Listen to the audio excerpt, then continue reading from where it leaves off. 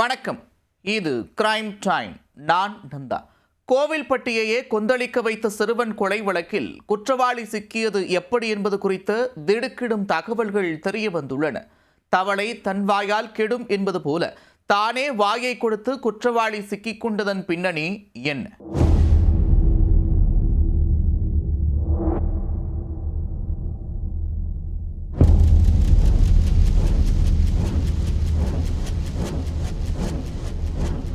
வீட்டில் இருந்தான். இப்போ நான் வேலைக்கு போயிட்டு பிள்ளைய காணும். இப்போ கழுத்துல ஒன்றரை பவுன் செயின் போட்டிருந்தான். ஆரம்பத்தில் சாதாரண மிஸ்ஸிங் கேஸ் தானே என நினைத்த போலீசாருக்கு இந்த வழக்கு தமிழகத்தை உலுக்கி எடுக்கும் அளவுக்கு பெரும் விஸ்வரூபம் எடுக்கும் என நினைத்திருக்கவில்லை.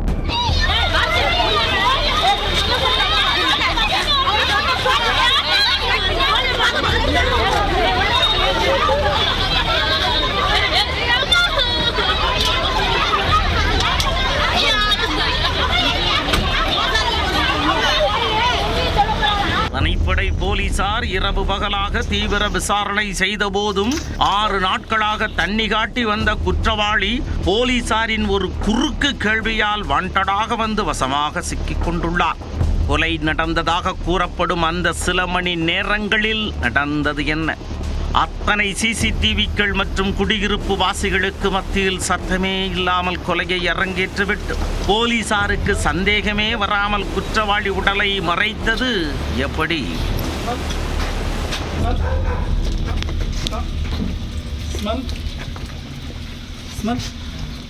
கோவில்பட்டி காந்திநகர் பகுதியைச் சேர்ந்த அந்த 10 வயது சிறுவனுக்கு அம்மை போட்டிருந்ததால் அன்று பள்ளிக்கு செல்லாமல் வீட்டிலேயே இருந்துள்ளார். கடந்த 9ஆம் தேதி திங்கட்கிழமை பெற்றோர் வழக்கம் போல் வேலைக்கு சென்றுவிட வீட்டில் தனியாக இருந்த சிறுவன் தனது பாட்டியை வீட்டிற்கு வரும்படி செல்போனில் அழைத்துள்ளார். பேரனை பார்த்து கொள்ள ஓடோடி வந்த பாட்டி அவர் காணாமல் போனது கண்டு அதிர்ந்து போனார். காலை 10 மணி அளவில் பாட்டியுடன் சேர்ந்து அப்பகுதி மக்களும் சிறுவனை தேட ஆரம்பித்தனர். ஆனால் அவர் எங்கும் கிடைக்கவில்லை. தகவல் அறிந்து காலை 11 மணி அளவில் சம்பவ இடத்திற்கு வந்த போலீசார் உடனே அப்பகுதியில் உள்ள சிசிடிவி கேமரா காட்சிகளை ஆய்வு செய்ய ஆரம்பித்துள்ளனர். அதில் சிறுவன் அப்பகுதியை விட்டு வெளியே எங்கும் செல்லவில்லை என்பதை போலீசார் உறுதிப்படுத்தினர். அதற்குள் மதியம் 1 மணி ஆகிவிட போலீசார் அப்பகுதியில் தேடுதல் வேட்டையை தொடங்கினர். மொத்தமே 80 முதல் 100 வீடுகள் மட்டுமே உள்ள அப்பகுதியில் ஒவ்வொரு வீடாக சென்று தேடுதல் வேட்டையை தீவிரப்படுத்தி இருந்தால் கூட அடுத்த 2 மணி நேரத்தில் போலீசார் சிறுவனை மீட்டிருக்கலாம். ஆனால் சாதாரண மிஸ்ஸிங் கேஸ் தானே என நினைத்த போலீசார் சந்தேகம் உள்ள வீடுகளில் மட்டுமே விசாரணை நடத்தியுள்ளனர். அதன் பின் இரவு வரை சிறுவன் கிடைக்காததால் பெரும் பரபரப்பு தொற்றிக் கொண்டது. இதனால் இரவும் தேடுதல் வேட்டை தொடங்கியது. மறுநாள் அதிகாலை 5:30 மணி அளவில் அப்பகுதியைச் சேர்ந்த நபர் ஒருவர் தனது வீட்டிற்கு எதிர்மாடியில் சிறுவனின் உடல் கிடப்பதாக கூற பதறி அடித்து ஓடிய போலீசார் சிறுவனை சடலமாக வீட்டு மருத்துவமனைக்கு அனுப்பி வைத்தனர்.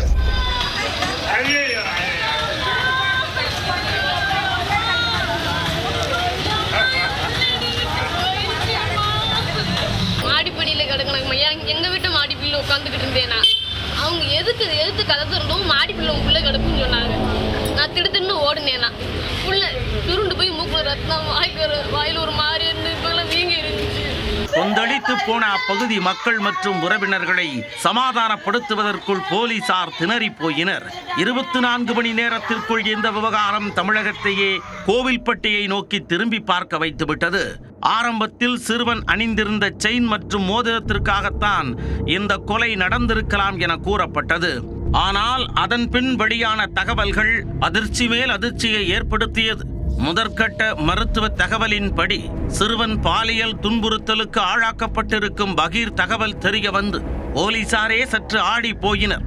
பெரும் குற்றம் அரங்கேறி இருப்பது என்பதை புரிந்து கொண்ட போலீசார் 10 தனிப்படைகள் அமைத்து குற்றவாளியை பிடிக்க களத்தில் இறங்கினர். அப்பகுதியில் உள்ள ஒவ்வொரு வீடாக சென்று விசாரித்த போலீசார் சுமார் 50 பேரை பிடித்து கிடுக்குப்பிடி விசாரணை செய்ய ஆரம்பித்தனர். அதிலிருந்து அதிக சந்தேகத்திற்குரிய 9 பேரை தனியாக பிரித்து விசாரணையை தீவிரப்படுத்தினர். அந்த 9 பேரில் இளைஞர் ஒருவரின் செல்போனை ஆய்வு செய்த போதுதான் முதற்கட்டமாக துப்பு துலங்கியது. அந்த செல்போனில் தன்பாலின ஈர்ப்பாளர்களுக்கான வாட்ஸ்அப் குரூப் இருப்பதை கண்டுபிடித்தனர். குற்றவாளி சிக்கிவிட்டான் என நினைத்த போலீசார் அந்த இளைஞரை தனி அறைக்கு கொண்டு சென்று சிறப்பாக கவனித்த போதுதான் ஆட்டோ ஓட்டுநர் கருப்பசாமியை கை காட்டியிருக்கிறார் அந்த இளைஞர். கருப்பசாமியும் தன் பாலின ஈர்ப்பாளர் என்ற தகவல் தெரிந்ததும் போலீசார் அதிர்ந்து போயினர். அதற்கு காரணம் இறந்து போன சிறுவனின் உறவினர் தான் இந்த கருப்பசாமி.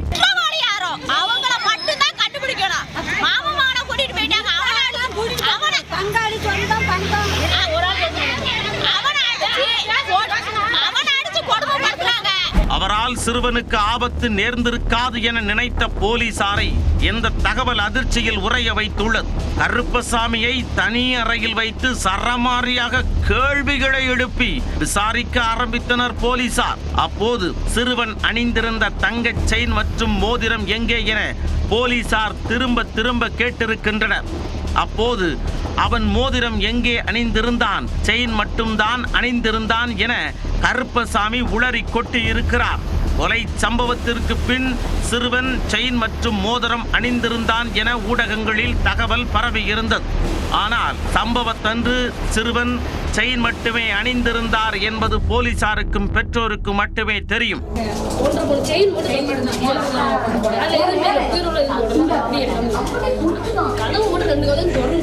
இந்த தகவல் கருப்பசாமிக்கு எப்படி தெரிய வந்தது என குறுக்கு கேள்வி கேட்டு விசாரித்த போதுதான் அவர் வசமாக சிக்கிக் கொண்டுள்ளார். கருப்பசாமியை கைது செய்து மருத்துவ பரிசோதனைக்கு உட்படுத்திய பின் ஆதாரங்களுடன் அவரை கைது செய்திருப்பதாக போலீசார் தரப்பிலிருந்து தெரிவிக்கப்பட்டுள்ளது.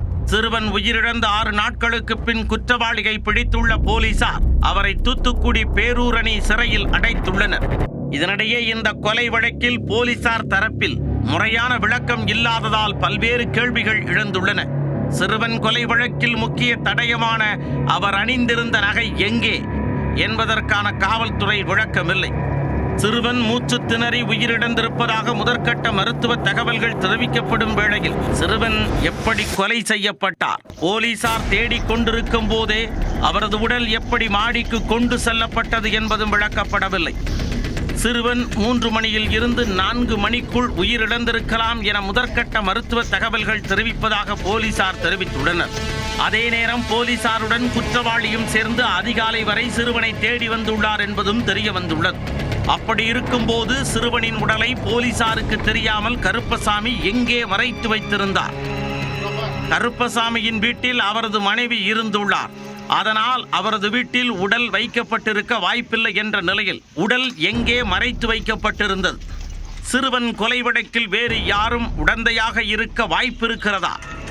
அத்தனை சிசிடிவி கேமராக்கள் மற்றும் குடியிருப்பு வாசிகள் இருந்தபோதும் உடலை எப்படி மாடிக்கு கொண்டு சென்று வைத்துள்ளார் என பல்வேறு கேள்விகளுக்கு போலீசார் முறையாக விளக்கமளிக்கவில்லை.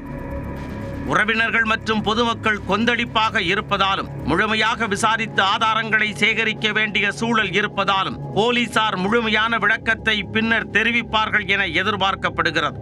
அதே நேரம் உண்மையான குற்றவாளி தண்டிக்கப்பட வேண்டுமென்றும் கொலை சம்பவத்தை போலீசார் முழுமையாக விளக்க வேண்டுமென்றும் பொதுமக்கள் கோரிக்கை விடுத்துள்ளனர்.